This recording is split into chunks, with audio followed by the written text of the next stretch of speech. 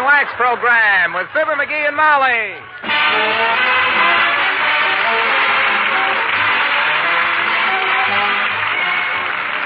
The makers of Johnson's Wax products for home and industry present Fibber McGee and Molly with Bill Thompson, Gail Gordon, Arthur Q. Bryan, and me, Harlow Wilcox. The script is by Don Quinn and Phil Leslie. Music by the King's Men and Billy Mills Orchestra.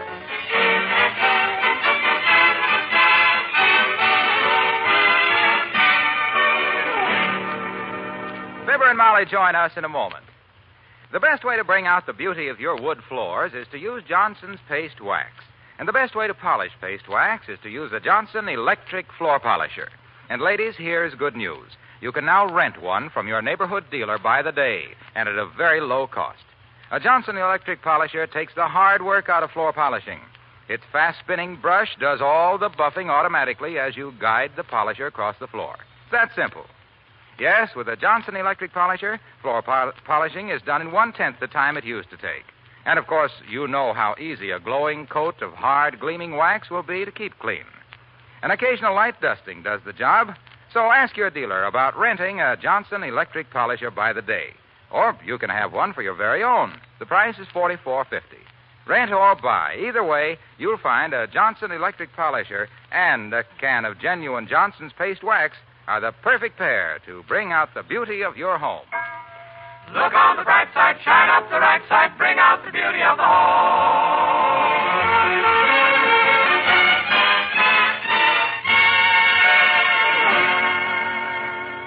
The world is made up of two kinds of people, men and women. Here is one of each, Fibber McGee and Molly.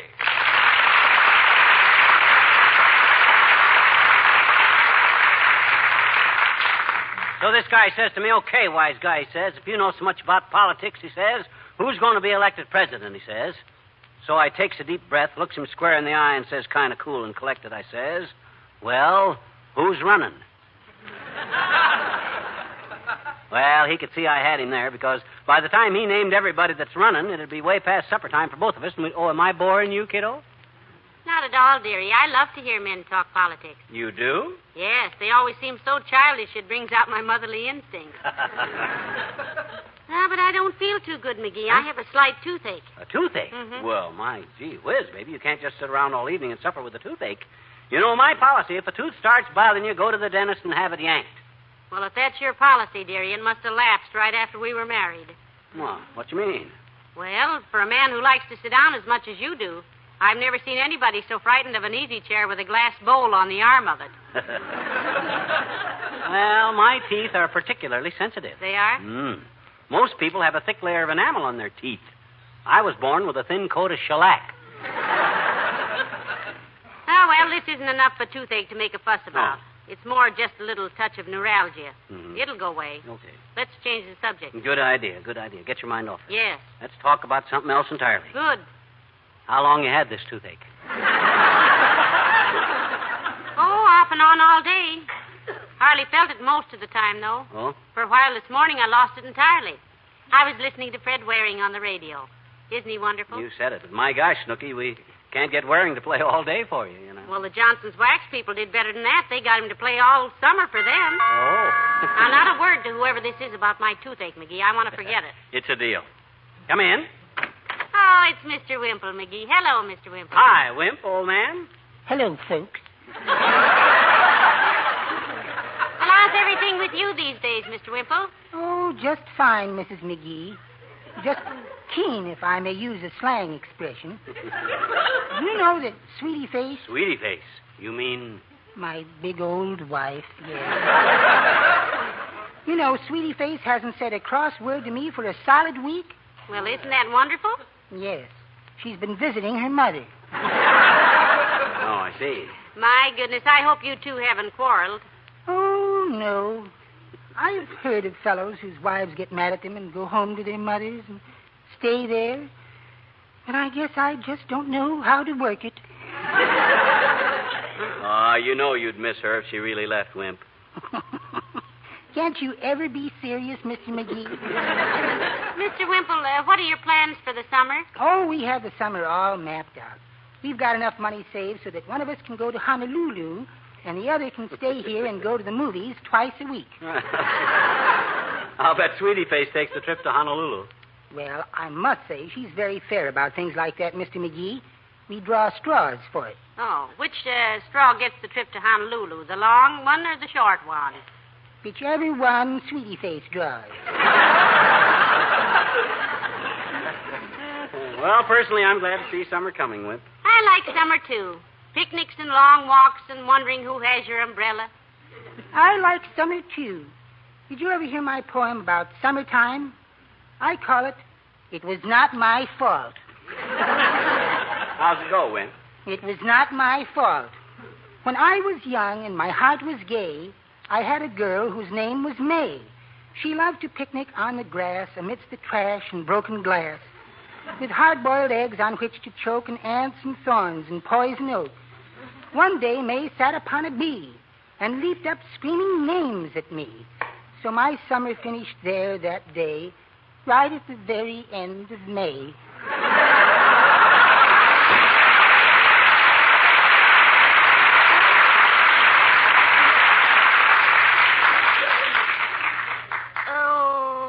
That poem? Oh, it wasn't that bad. No, but this tooth is. Oh, well, come on, Snooky. Let me take you down to the dentist.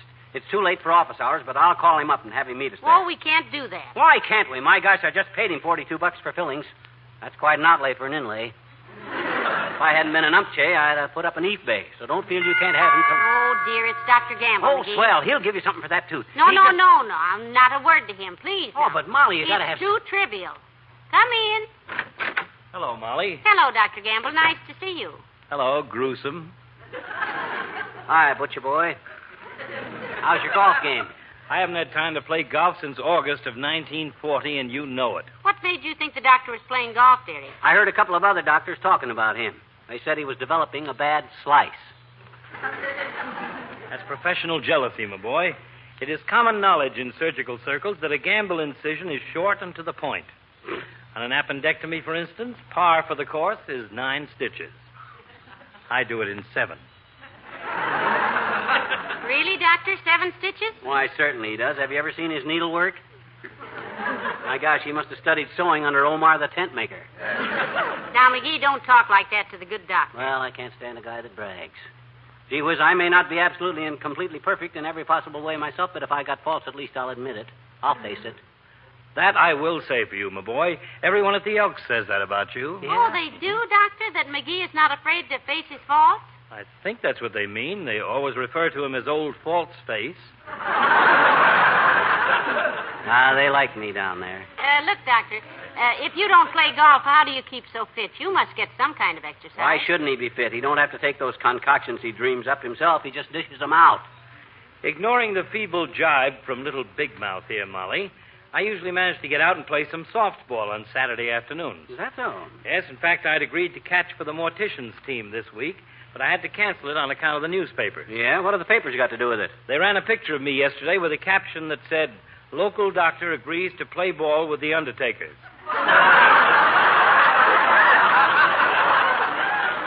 Say, I'd better go explain that to the medical board. Oh, So long.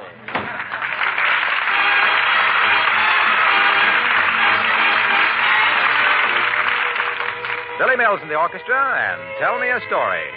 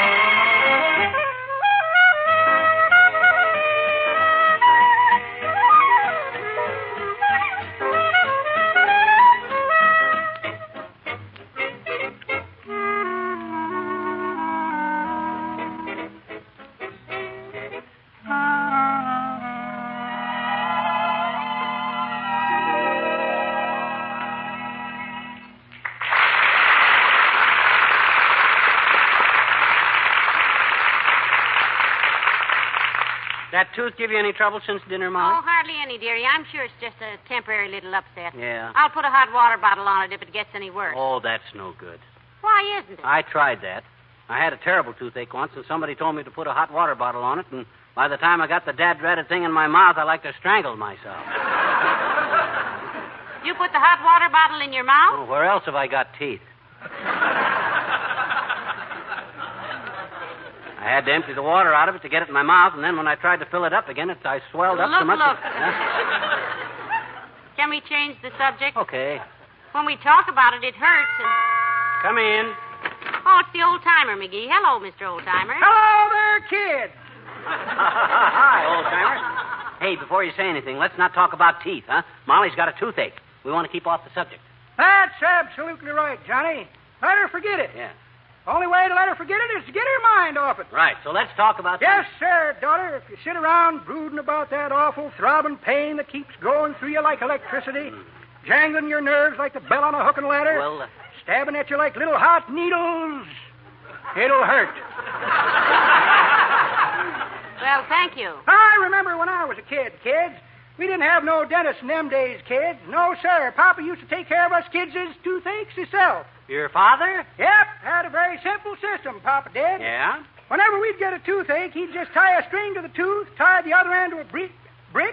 Got my upper plate stuck there, Johnny. Tie the other end to a brick, I reiterate, and heave the brick out the window. Oh, I see. I remember the last tooth he pulled for me that way. The mayor sued him for $50,000.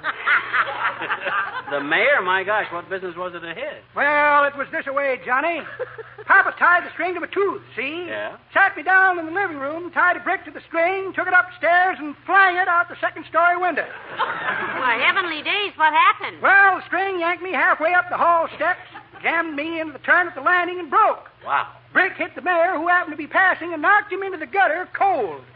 Two ladies from the Temperance Club see him laying there in the gutter and call the police.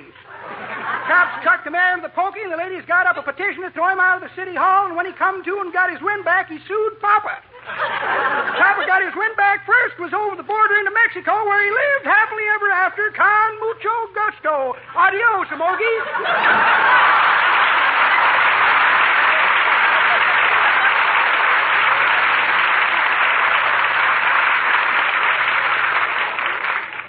Oh, my goodness, I'm glad he's gone. The more he talked about toothaches, the more my tooth aches. Now, let's forget it now, kiddo. I won't say another word about teeth. Let's talk about the time I was in the seesaw business back in Sioux City for the... You in the seesaw business? I never told you about when I sold seesaws for the seesaw company that old man Seymour had in Sioux City? You never did. Well, baby, I will. You see, I was a senior seesaw salesman for the Seymour Seesaw Company, and I sold saws on the side. Oh? When I'd start out with a sample seesaw and a sack full of saws, I'd sell the other saw salesman silly, because I was as saucy a seesaw salesman as the other saw salesman ever saw. Why, I could sell you a $2 buck saw that would outsaw any buck saw you ever saw a young buck saw with, and for $6 I'd sell you a sawbuck to saw with the buck saw on. I sold so many saws and seesaws that I got saw sick from saw selling and seasick from seesaw selling, and between the saw selling and the seesaws, the seasick seesaw sales, and the saw sick saw sales, and the buck saws and hack saws. Hey, by the bell.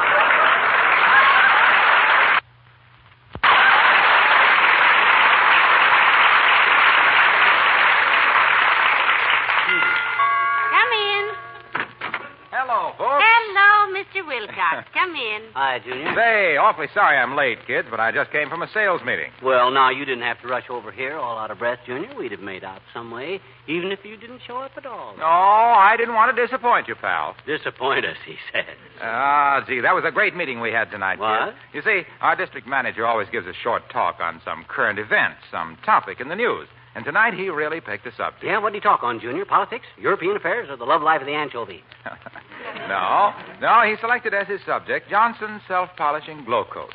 Oh, McGee, you sucker. Will you ever learn to keep your... He started out by saying what pride most housewives take in the appearance of their kitchens, and how when they see their kitchen linoleum all covered with dirt and mud, makes any good housekeeper just grit her teeth. Grit her teeth. Oh. And he went on to say how tracked in dirt and dampness and spilled things can be a perfect pain in the neck. Oh.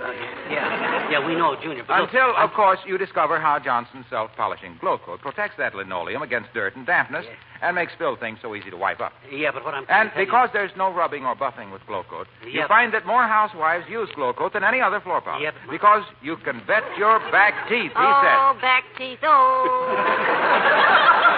Yes, you can bet your back teeth that with the safe and simple protection glow coat gives your linoleum floor coverings, you're going to save a lot of the wear and tear on your nerves.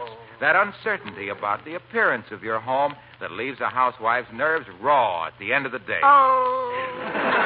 Junior, please, look. And Molly... in conclusion, he pointed out one thing. Hey, look, Waxy. Yes, pal. May I point out one thing in conclusion? Why, sure, pal. What? The door. Oh, good night.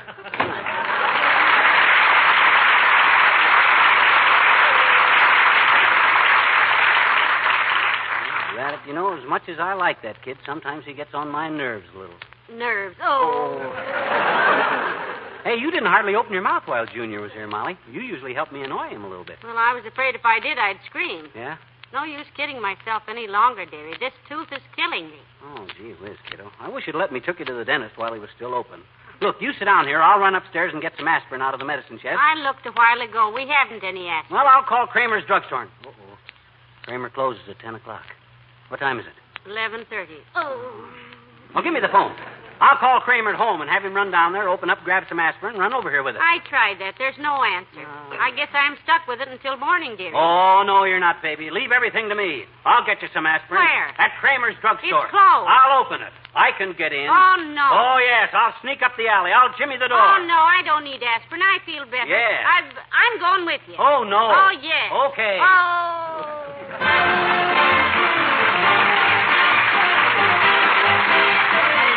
The King's Men and their recently recorded hit, Pecos Now, Bill. Pecos Bill was quite a cowboy down in Texas, and a western superman, to say the least. He was the roughest, toughest critter, never known to be a quitter, 'cause he never had no fear for man or beast. So yippee-yi-yi, yippee-yi-oh, for the toughest critter west of the Alamo.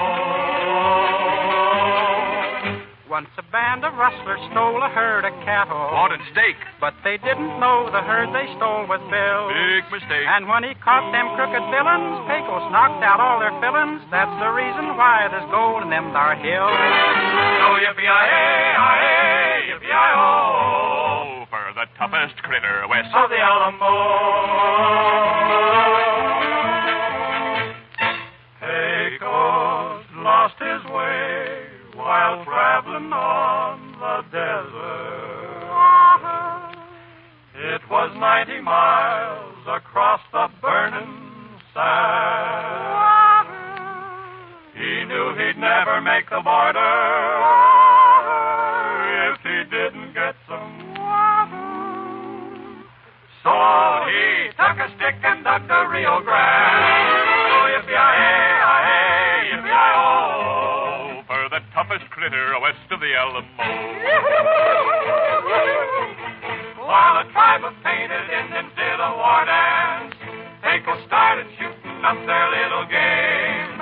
He gave them Indians such a shake-up that they jumped out from their makeup. That's the way the painted desert got its name. Oh, yippee-yi-yi-yi-oh, for the toughest critter west of the Alamo. Oh, yippee-yi-yi-yi-oh, for the roughest, toughest cowpoke north, east, south, or west of the Alamo.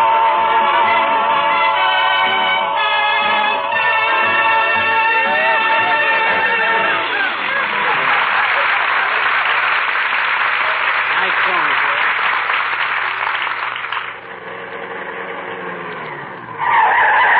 Gotta get them brakes fixed.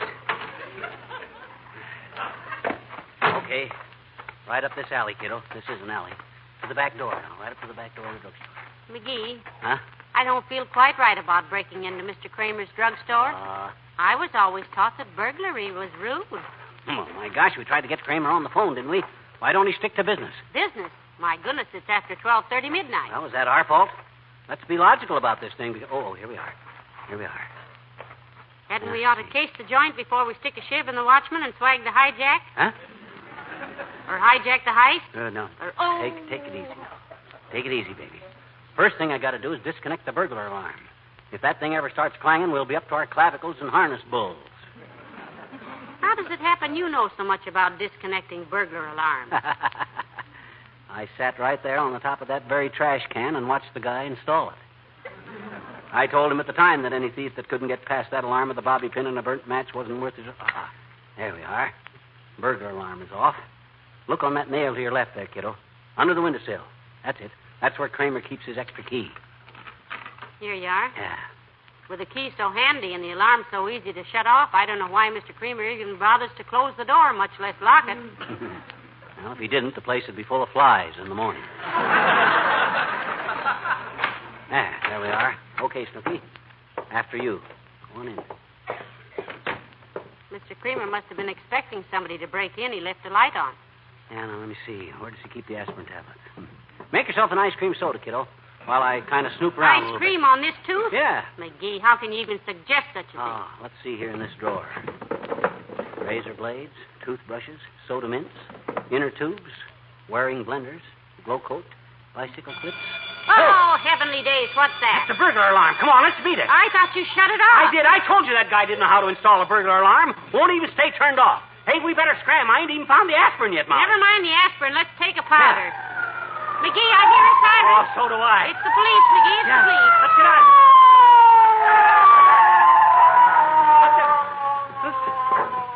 All right, here they are, Needham. Go watch the front door, Lewis. All right, you two, get them up and keep them up. Frisk them, Brorby. You lay a hand on me, you big Lugan, and I'll take off me slipper and hammer your pointed little head full of French heel prints. Give me back my pocketbook. Yeah, now, look here, Buster. All three of you guys. I can explain this. A guy that's a friend of mine owns this drugstore, see? Oh, sure. And your wife had a toothache, and you just busted in to get a couple of aspirin tablets. Exactly. How on earth did you guess that, officer? Oh, brother, how corny can they get? All right, bring them along, Brorby. Hey, cut that out. Now, wait a minute. You Don't can't you do push this to me like that. You can't take me to any place. You can't take me to jail.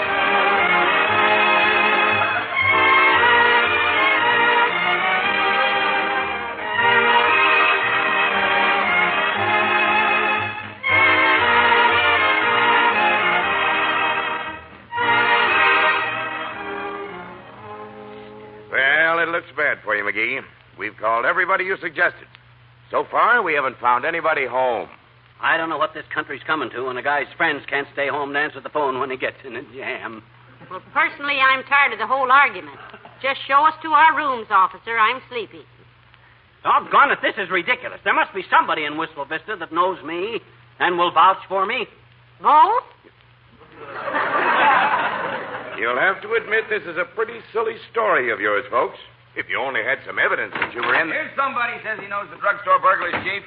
We are not a drugstore burglar. No. We never stole a drugstore in our whole life. Oh, heavenly days, it's Mr. Williams, the weatherman, McGee. Foggy, old man, pal. Hi, friend. Look, here's what happened, Foggy. Molly had a toothache, see? Yes. I heard all about it, McGee. Oh? Chief, I'll take the responsibility for these people's release. You mean this fellow's an honest, decent, law-abiding citizen, Mr. Williams? Am I under oath? No. Then, yes, he is. May we go now, officer? Please do. Thanks, Bud, and if we never see you again, we can wait. Likewise, citizen. Oh, my, you'll never know how we appreciate this, Mr. Williams. Things ever happen to anybody. My goodness, McGee had them call Dr. Gamble, Mr. Kramer, Mr. Wilcox, and everybody. Oh, it's quite all right, Mrs. McGee. I had just got to bed, although I was not yet asleep. I had been studying quite late. Studying? Yes. Yes, I'm doing some research on the basic causes of typhoons, hurricanes, and tornadoes. And I think I've found the answer. Heavenly days, Mr. Williams. That's marvelous. You'll be famous. You mean you've discovered the causes for tornadoes, typhoons, and hurricanes? I think so, yes. Oh? What is it? Wind.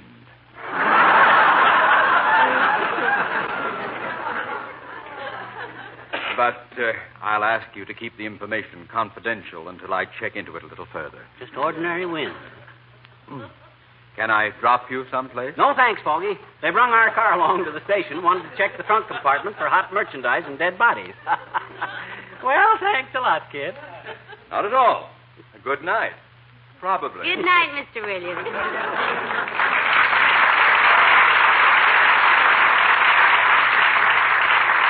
Oh, thank goodness that's over. Yeah, well, here's the car. Get into it.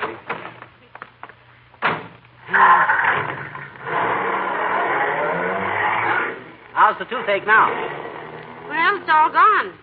Lost in the excitement, I guess. I knew I could cure it one way or another.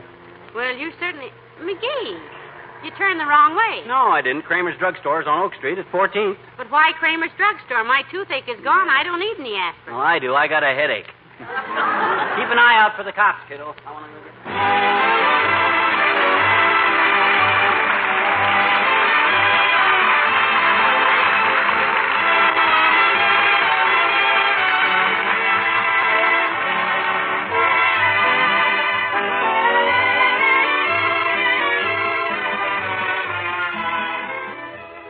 There's a good way and a bad way to keep wood floors clean. If you've been scrubbing your wood floors with water, you've been doing them more harm than good. Water soaks wood, raises the grain, and dulls the surface. If you've been using Johnson's liquid cleaning and polishing wax, you've been doing it the best and the easiest way. Your floors are clean, shining, and wax protected. You see, Johnson's liquid cleaning and polishing wax makes water scrubbing unnecessary. It's a combination of effective cleaning ingredients and genuine wax. It dry cleans and waxes your floors at the same time. With just a little buffing, your wood floors are perfectly clean and sparkling with a bright, shining luster. Just think, no more constant back-breaking scrubbing. Johnson's liquid cleaning and polishing wax does away with all that. One easy application cleans, polishes, and protects. Next time, ask your dealer for Johnson's liquid cleaning and polishing wax. And enjoy the easy, modern way to clean and bring out the beauty of your home. Look on the bright side, shine up the right side, bring out the beauty of the home.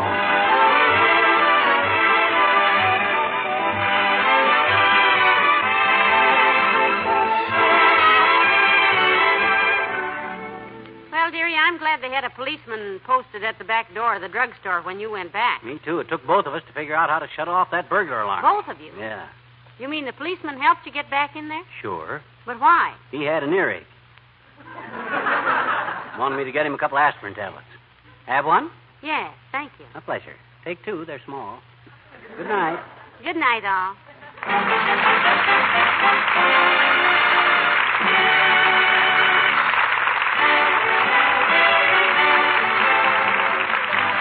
The makers of Johnson's Wax Products, Racine, Wisconsin, bring you Fibber McGee and Molly each week at this time. Be with us again next Tuesday night, won't you? Good night.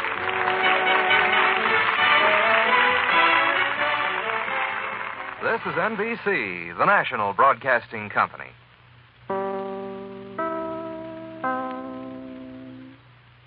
This is WMAQ, NBC in Chicago.